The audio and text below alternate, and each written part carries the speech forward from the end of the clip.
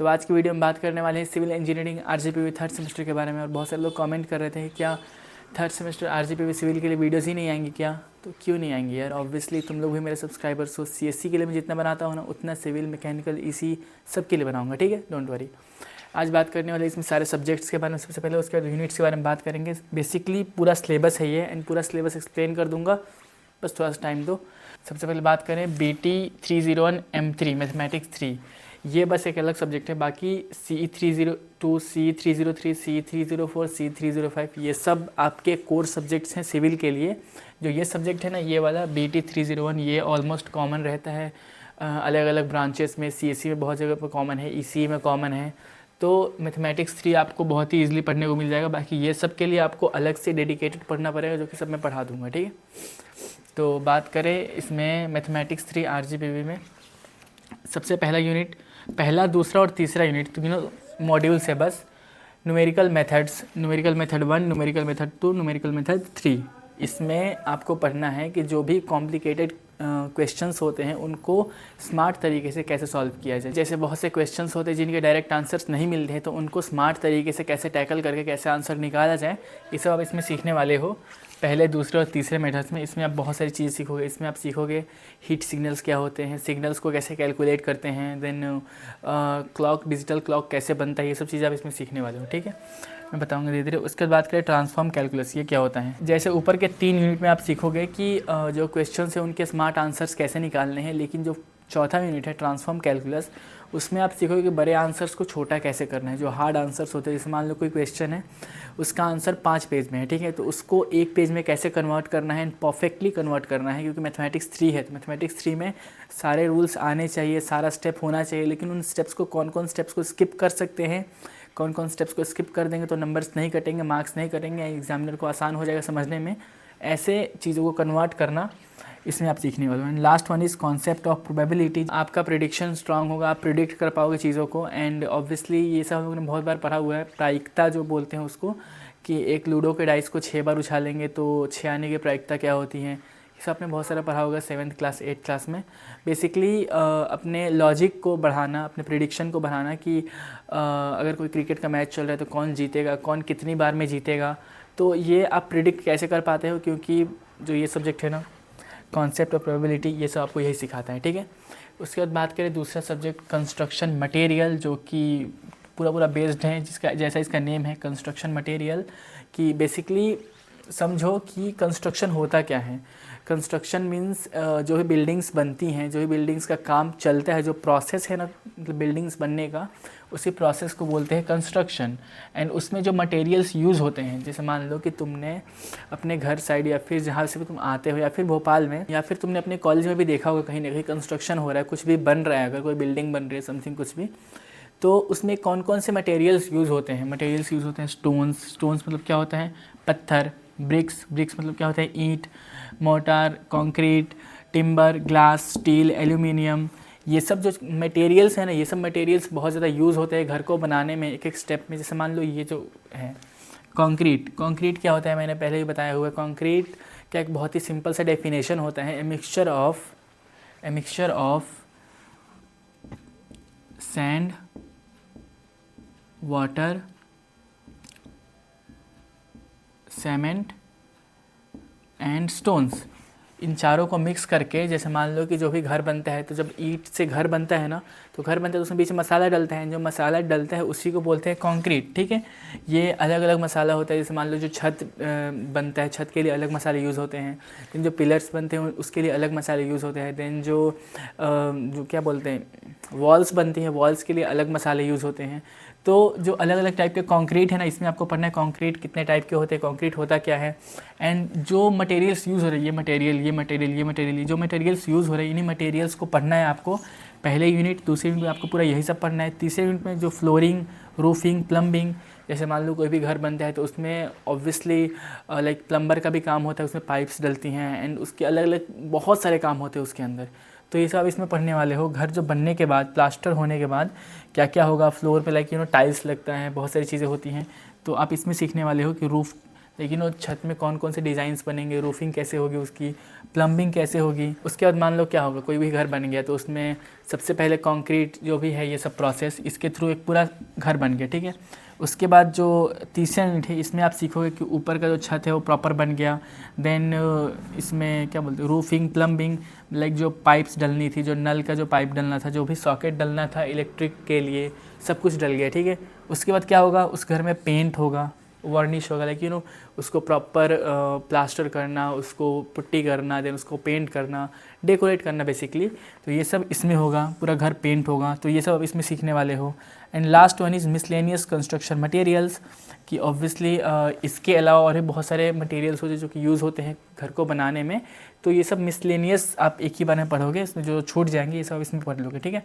Basically समझो कि construction material पूरा घर बनाने का एक प्रोसेस, कौन कौन सा चीज़ हो रहा है, कौन कौन से स्टेप्स हो रहे हैं, कौन कौन सी चीज़ें यूज़ हो रही हैं, पूरा आप इसमें पढ़ने वाले हो। यूनिट 2 में, sorry subject 2 construction material CE 302।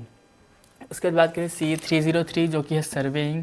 Surveying में आप पढ़ोगे सर्वेइंग एंड लेवलिंग, जो सबसे पहला यूनिट है। बस इतना समझ जाओ कि जो ये सब्जेक्ट है सर्वेइंग, ये तुम्हारे लिए सबसे कोर सब्जेक्ट है। सिविल इंजीनियरिंग अगर तुम कर रहे हो तो सिविल इंजीनियरिंग के लिए सबसे कोर सब्जेक्ट सर्वेइंग ही है, क्योंकि सिविल जो इंजीनियर्स होते हैं वो पूरा काम यही करते हैं। ये जो काम हो गया ये सब तो मज़दूरों का काम होता है कि लेकिन तुमको ऑब्वियसली समझना पड़ेगा कि कंस्ट्रक्शन में कौन कौन से मटेरियल्स यूज़ होते हैं, तुमको पूरा नेम पता होना चाहिए, उनका यूज़ पता होना चाहिए। लेकिन ये जो काम है, ये काम किसका, ये तो मज़दूरों का काम है।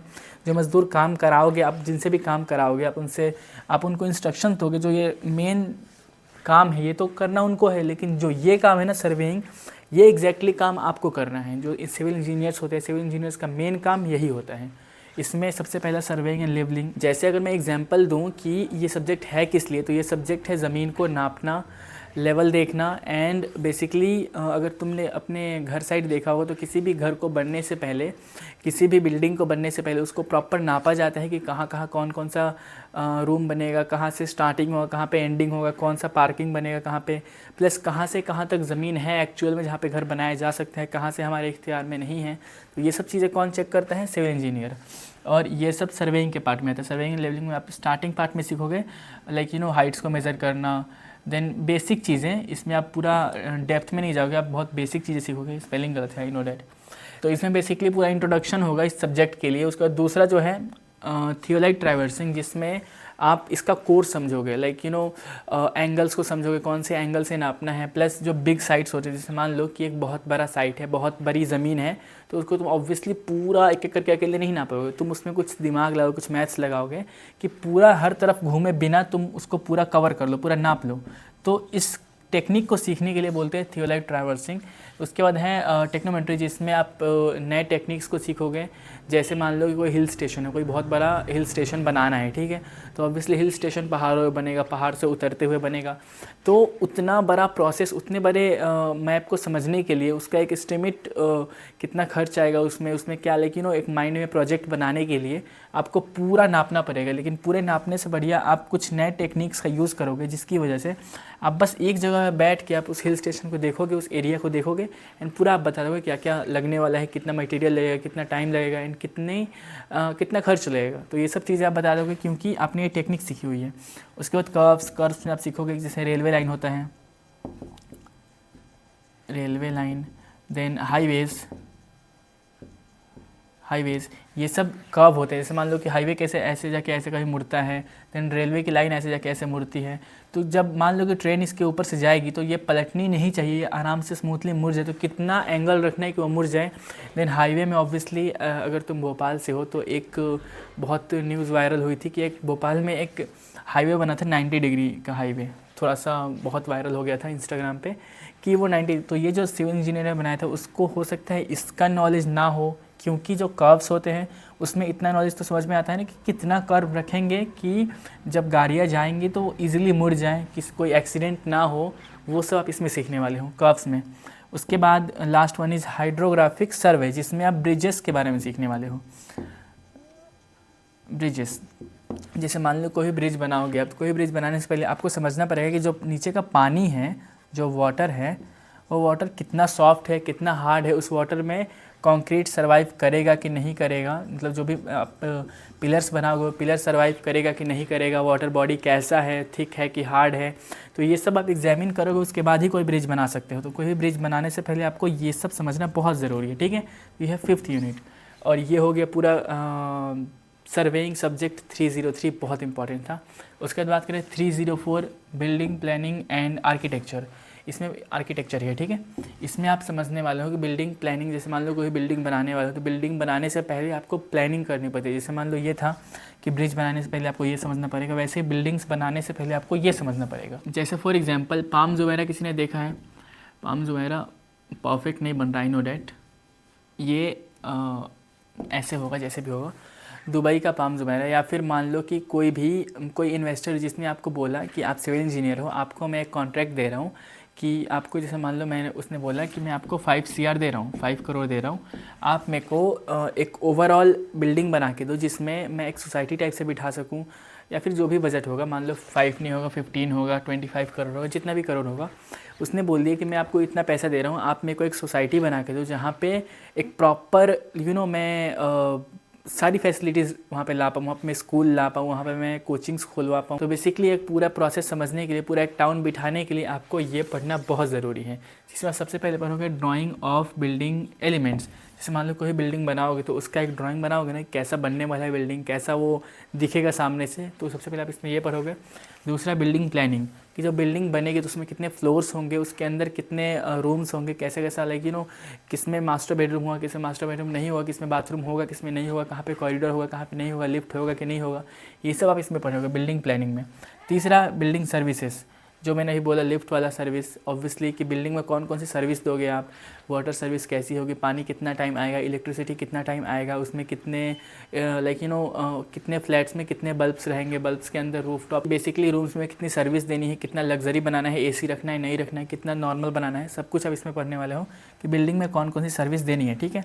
उसके बाद प्रिंसिपल्स, कि बिल्डिंग में कौन कौन से रूल्स रहेंगे, कि हाँ ये रूल रखेंगे अगर तो हो सकता है कि सोसाइटी ज़्यादा अच्छे से चल पाए, कि ऐसा रूल रखेंगे कोई भी ड्रिंक करके ना आए, या फिर ड्रिंक करके अगर आ रहा है तो लेकिन इतने टाइम से इतने टाइम के बीच में कोई हंगामा ना करे, समथिंग कुछ भी जो रूल्स बनते हैं जो सोसाइटी के सेक्रेटरी बनाते हैं, तो ये सब चीज़ें आप इसमें पढ़ने वाले हो। उसके बाद डिज़ाइन टाउन एंड प्लानिंग, जैसे मान लो कि कोई बिल्डिंग बनाओगे तो आप पहले उसका एक 3D व्यू बनाओगे। ऑब्वियसली आजकल CAD के थ्रू 3D व्यू बना सकते हैं कि ये बिल्डिंग ओवरऑल ऐसा दिखने वाले हैं, उसको आप स्क्रॉल करके देख सकते हो, उस बिल्डिंग के अंदर जा सकते हो, 3D व्यू के थ्रू एक 3D नक्शा बनाओगे आप, तो उसी प्रोसेस को आप समझोगे इसके अंदर टाउन ड्राइंग के अंदर, ठीक है।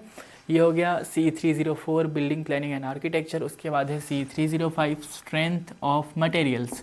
ये ओवरऑल सब यूनिट्स का कोर है कि आप इसमें ये पढ़ने वाले हो। ये मैकेनिक्स का पार्ट होता है बेसिकली, और ये बहुत इंपॉर्टेंट होता है। इसका अगर मैं एक सिंपल सा एग्जांपल दूँ तो इतना समझ जाओ कि कोई भी मटेरियल जब आप यूज़ करते हो, इसमें जैसे मैंने बताया, इसमें स्टोन्स हो गए, ब्रिक्स हो गए, मोटर हो गया, कंक्रीट हो गया, या फिर बोल लो कि कंक्रीट बनाने के जो ये प्रोसेस से अपन ने कोई बीम खड़ा किया, कोई भी पिलर लगाया, वो पिलर कितना मजबूत होगा, उसका कितना एफिशिएंसी होगा, वो सब इसमें पढ़ने वाले हो, ठीक है। जिसमें सबसे पहला है unit 1 simple stress and strength. जैसे मान लो कि कोई भी पिलर है, तुम्हारे घर पे कोई पिलर है, उसके ऊपर एक दीवार खड़ी हो रही है, ठीक है। जैसे फॉर एग्जांपल मान लो कि ये पिलर है, ठीक है, तुमने यहाँ पे एक पार्किंग बना दिया, ये पार्किंग है, इसके ऊपर तुमने घर बनाया, ठीक है, फिर इसके ऊपर तुमने एक और घर बनाया, तो ये जो पार्किंग का जो ये पिलर है, ये पिलर कितना लोड झेल सकता है, कितना इसका पावर है कि कितने फ्लोर्स तक ये लोड झेल सकता है, ये सब इसमें पढ़ने वाले हो। सिंपल स्ट्रेस एंड स्ट्रेंथ, कितना लोड झेलेगा। दूसरी चीज़ bending and sharing.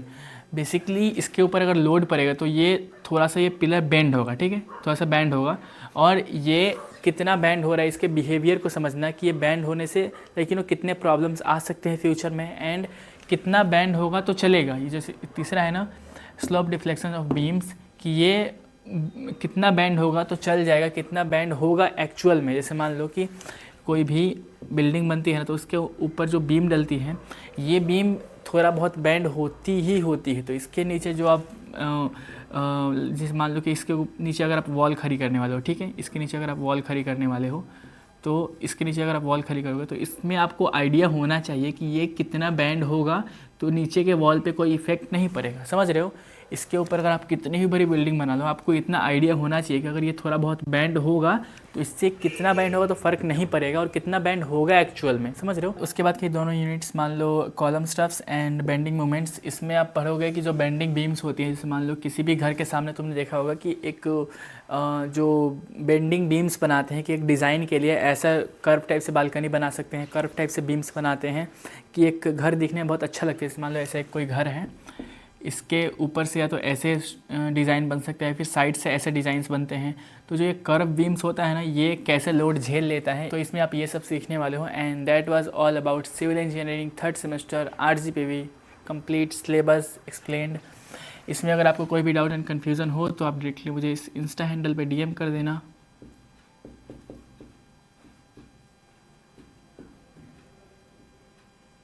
I will help you, I will try to help you as much as I can. मिलते हैं किसी अच्छी इन्फॉर्मेटिव वीडियो में, तब तक के लिए वीडियो को लाइक करो, चैनल सब्सक्राइब करो।